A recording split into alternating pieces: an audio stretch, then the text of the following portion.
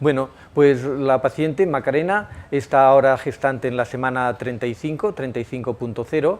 Ha sido una gestación de evolución normal, sin ningún problema, no ha tenido que tomar ninguna medicación, no toma tampoco ninguna medicación y no ha tenido ningún episodio febril ni ningún episodio que pudiera haber complicado la gestación. El barrido general que hacemos, vemos una placenta anterior, una placenta con algunas áreas anecoicas, del espesor que nos parece normal, pero hay estas áreas, y con estas bandas que atraviesan ya, que sugiere que es una placenta cercana al término de la gestación, como corresponde. La cantidad de líquido es normal, vemos las asas de cordón, que nos confirma que son 3 vasos en cordón, y es una presentación cefálica. Es una presentación cefálica que vemos el dorso en la espalda del feto a la derecha de Macarena. El niño, ¿cómo es niño o niña? Álvaro, el niño se llama Álvaro, y es una presentación cefálica. Tenemos que el hemisferio inferior es el hemisferio derecho y el hemisferio superior es el hemisferio izquierdo. Vamos al contrario que la paciente anterior, tenemos la cabeza fetal bastante introducida. Tengo que apretar el transductor, quizás lo estéis viendo, y vamos a tratar de conseguir todos los cortes. Ganamos la ganancia un poquitín, ¿es esta de aquí? Muy bien.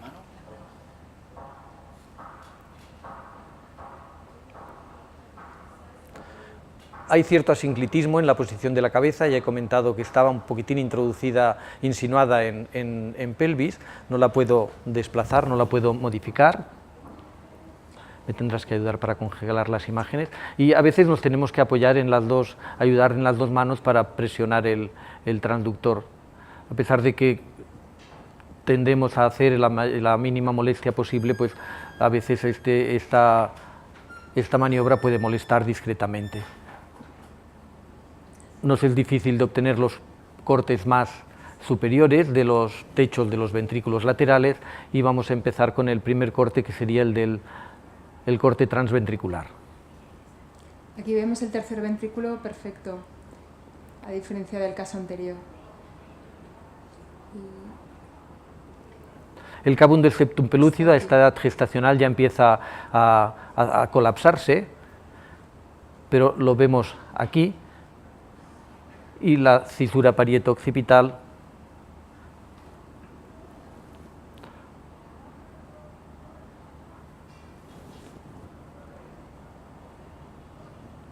La fisura parieto-occipital la vemos en este caso aquí. Vemos demasiada órbita. Bueno, este corte sería correcto. Vemos las astas anteriores, y eso es que destaca la cierta asimetría que tenemos por el asinclitismo de la cabeza. Veis que parece mayor el hemisferio posterior, el ecomedio no está justo en la parte media, pero es lo máximo que podemos conseguir cuando nos encontramos con una cabeza tan introducida. Aquí tenemos el contorno del atrio, el contorno del atrio derecho, del ventrículo lateral, y vamos a tratar de conseguir una medida que sea la estandarizada por las referencias que tenemos.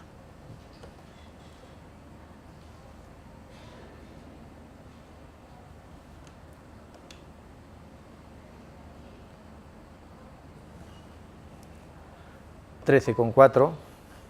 Vamos a ver si obtenemos alguna otra.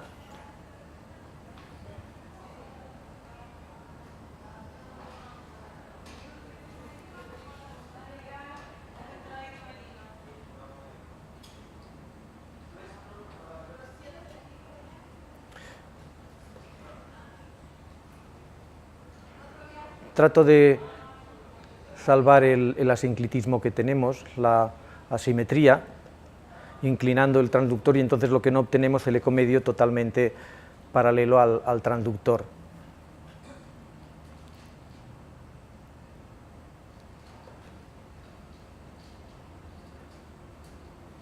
Aquí lo que podemos a veces confundir el límite interno del ventrículo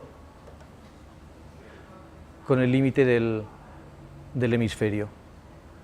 Como vemos aquí, sí que se insinúa perfectamente esta línea que nos falta, que el ventrículo lateral tiene esta morfología así, pero a veces podemos tener la tentación de medirlo desde aquí, con lo que nos daría una dimensión algo superior a la que estamos obteniendo, a la real probablemente. ¿Veis? Si lo medimos desde aquí arriba, vamos a obtener una medida superior a la que realmente mide el ventrículo. En estos casos es en los que tenemos que tener una especial cuidado en las referencias que estamos obteniendo y cómo los hacemos.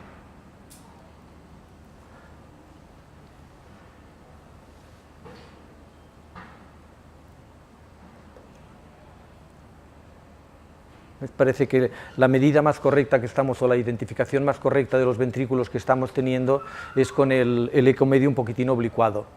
Yo creo que aquí volvemos a poderla medir, es en el espacio que correspondería a la cisura parieto-occipital. Y ahora vamos a ponerlo perpendicular al eje. Aquí, 13,6, nos vuelve a dar una medida muy similar a la anterior, que nos está situando en una ventriculomegalia moderada. Vemos la disposición de las astas anteriores, ¿podemos recuperar el corte? Lo que nosotros hacemos cuando sospechamos que hay una ventriculomegalia, sobre todo en casos leves y moderados, es generalmente repetirlo en varias ocasiones, no quedarnos solamente con una medición y decir es de 10 o es de 11. A no ser que tengamos unas referencias anatómicas en la imagen perfectas, pero suele ser difícil en tercer trimestre. Entonces lo repetimos como unas 4 o 5 veces para ver la variabilidad de la medición, y nos quedamos de las 4 o 5 mediciones que hemos hecho con la que cumple de forma más estricta con los estándares anatómicos.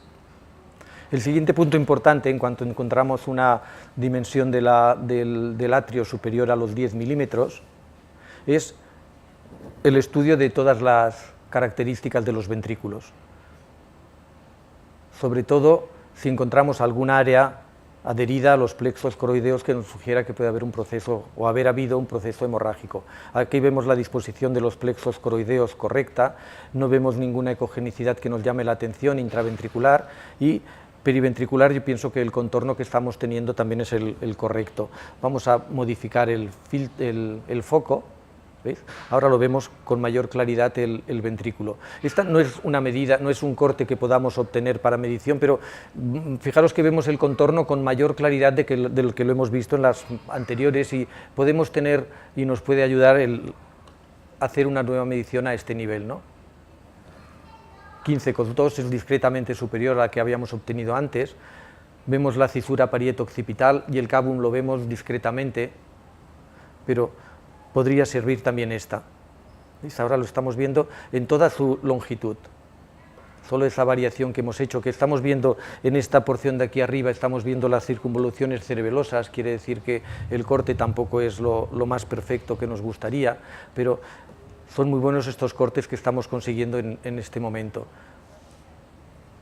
El primer criterio para saber si lo estamos haciendo bien o no para medir los atrios es que sea una cabeza simétrica, o sea, que tengamos el factor de simetría en cuenta, porque si no, falsearemos la medición. Lo siguiente es ver el cavum del septum pellucidum y lo siguiente es ver la cisura parieto-occipital. Si tenemos esas tres cosas, ya lo podemos medir, de dentro a dentro y perpendicular a la dirección del eje principal del ventrículo lateral. Mientras hacemos la exploración podemos valorar posibles causas de ventriculomegalia, como por ejemplo infecciones, ir valorando que no haya un aumento de la refringencia periventricular, valoraremos el desarrollo cortical, valoraremos la morfología de los ventrículos. Todo esto tenemos que ir haciéndolo siguiendo el esquema que comentamos ayer a medida que vayamos haciendo la exploración. Aquí tenemos el ventrículo contralateral, tampoco es un corte que podamos medir, pero yo pienso que corresponde a un tamaño simétrico con el otro ventrículo, o sea que sería, vamos a medirlo, a pesar de que no es lo correcto y no vamos a anotarlo en el informe, esta medición que estamos teniendo, pero sí que nos puede dar cierta información sobre la simetría de la ventriculomegalia, ¿no? Aquí nos da 13,4, pero yo pienso que es suficiente como para poder decir que no se trata de una ventriculomegalia unilateral, sino que es una ventriculomegalia bilateral. pasamos al corte del diámetro biparietal.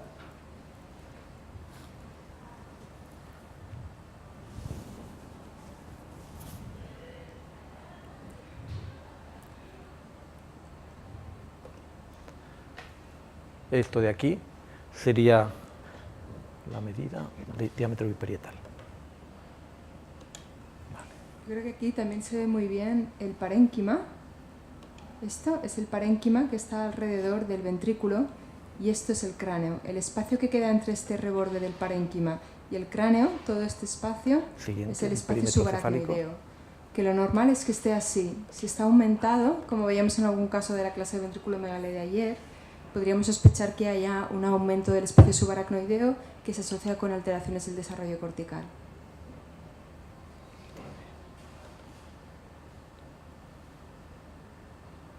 Aquí lo tenemos, 330 el perímetro cefálico y 9,5 el diámetro biparietal. Son medidas correctas, aquí nos sale en la curva del equipo 2, que está en dos desviaciones estándar, casi 3 desviaciones estándar por encima de la media. No vemos ninguna alteración del parénquima en este corte, vemos también el cavum del septum pelúcido y quizás seguimos teniendo esa cierta asimetría. ¿Veis eliminar las medidas? Veis esta asimetría del ecomedio que nos sigue pareciendo más alto este. En este corte hemos dicho que valoraríamos siempre la morfología de la cisura de Silvio. Aquí veis que está totalmente operculizada. Es esto de aquí, que los dos lados ya son semana 35 y ya están completamente unidos, y vemos aquí la profundidad que tiene también el ángulo de la cisura de Silvio. Tratamos de localizar las astas anteriores, vemos aquí los plexos coroideos de las astas anteriores en la parte más inferior, los vemos aquí, y no las vemos especialmente dilatada. No nos da una sensación de que esté dilatada. Si conseguimos, aquí lo tenemos, la morfología del ventrículo tampoco nos advierte de que sea una morfología que sea en punta o que sea irregular. Y en cuanto a la periferia, en cuanto a los bordes el contorno de los ventrículos, tampoco los vemos especialmente ecogénicos. Y a continuación vamos a hacer el corte transcerebelar, que nos vamos a encontrar con el mismo problema del asinclitismo y de la identificación correcta del hueso occipital.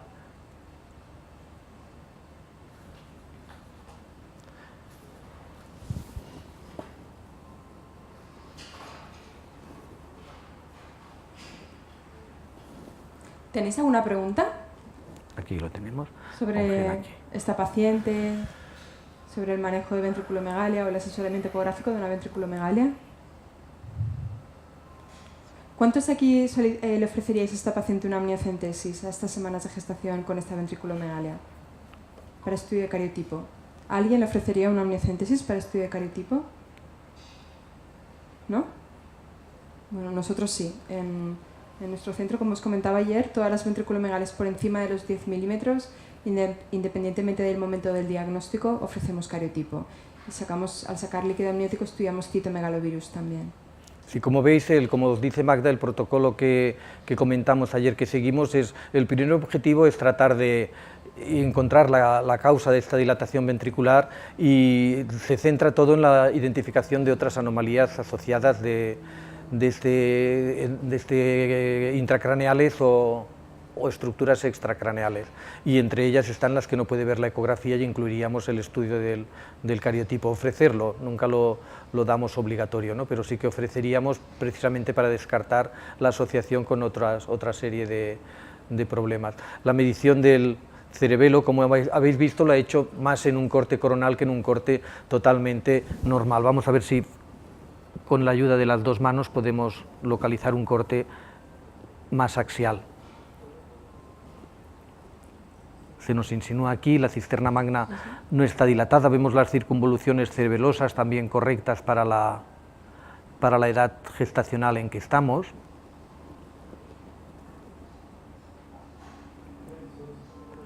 La foto de esto.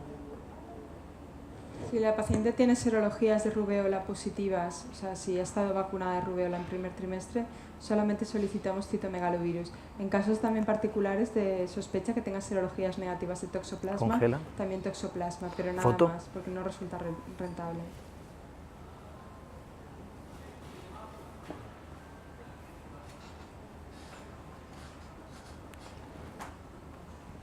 Congelarlo aquí. Bueno, esto sería lo más aproximado que he podido conseguir del corte transcerebelar. Aquí lo tenemos, el diámetro cerebeloso.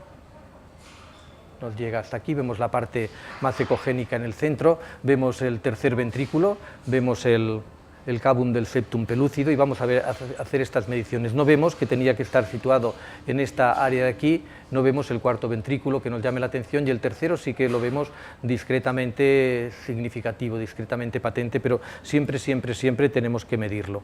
Vamos a medirlo.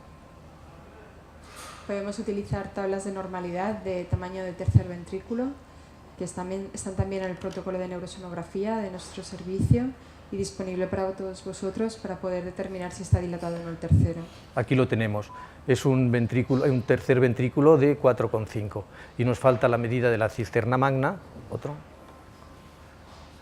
Desde aquí veis este septo que es completamente normal y haciendo una continuación, una prolongación del ecomedio, aquí la colocamos, esto es difícil porque si lo colocamos hasta todo el externo del contorno cefálico vamos a supravalorar la cisterna magna, entonces tenemos que, como comentamos ayer, nos imaginamos que el hueso se continúa por aquí, se continúa por aquí y lo vamos a poner más o menos en esta posición.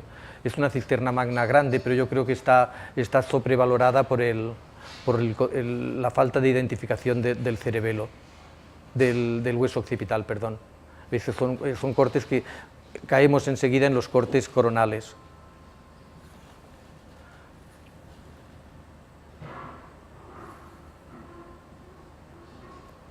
De los cortes coronales lo que podemos obtener también con dificultades de llevar, pero podemos identificar las astas anteriores que las tenemos aquí. Esto ya son cortes coronales, corte con las órbitas.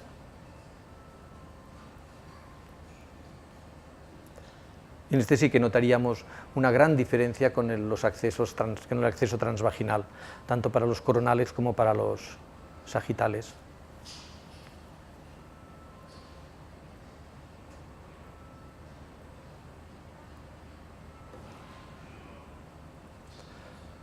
No nos llaman la atención las astas anteriores.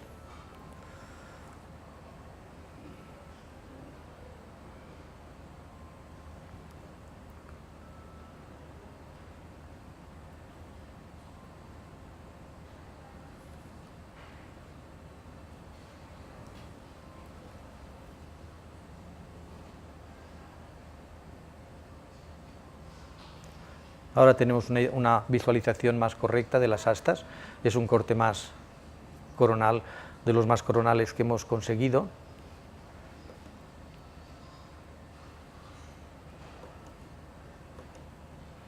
Aquí las tenemos, aquí podemos medirlas.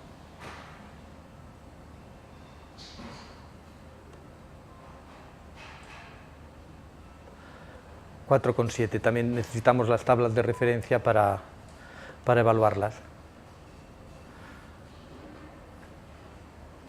Para la identificación de la ecogenicidad del parenquima, pues ya estamos muy limitados por la osificación del cráneo, a pesar de que no nos parece ver ninguna anomalía en el contorno periventricular occipital, pero tiene que evaluarse de una forma con mayor resolución que nos facilitaría el acceso transvaginal. ¿Alguna pregunta? ¿Dudas, preguntas, comentarios? No.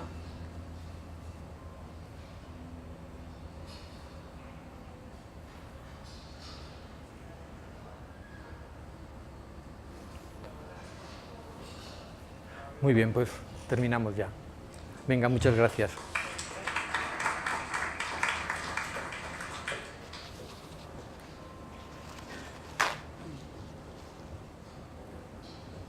Bien, hemos finalizado. Les agradezco a la gente que se quedó hasta el final. El sábado mediodía tuvimos todos hambre, ganas de almorzar, así que quedan cordialmente invitados el próximo año. Trataremos que vuelva a ser sin costo este simposio. Es cada vez más difícil porque los laboratorios están cada vez más complejos, pero se agradece que estén acá y que hayan podido asistir. También a Magda y a Bienvenidos, que tuvieron que soportarnos y tendrán que soportarnos durante este fin de semana, su calidad de expositores, que han sido bastante buenos, y además la paciencia de venir a Chile tan lejos y salir de su grupo familiar para estar con nosotros. Así que gracias a todos y los esperamos el próximo año.